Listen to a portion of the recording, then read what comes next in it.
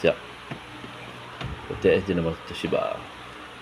Masalah dia atas sejuk, bawah tak sejuk. Mula nak jadi tu dia akan beku lah bahagian atas. Bila lama 2-3 hari lama-lama dia mula tak beku, air tu akan berjarak. Sebab dia terlalu banyak saji nama Toshiba.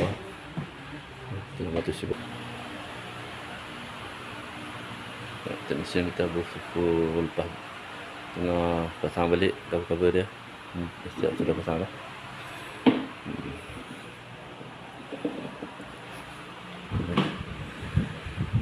Siapa yang tengok video ni memerlukan perkhidmatan kami, sila komen kat bawah ni. Komen bawah ni, nanti kami akan tinggalkan nombor telefon, terus WhatsApp lah. WhatsApp kami. Ini sekarangnya ada peti ais dah habis basuh, ada bahan dah rosak, dia hubungi kami.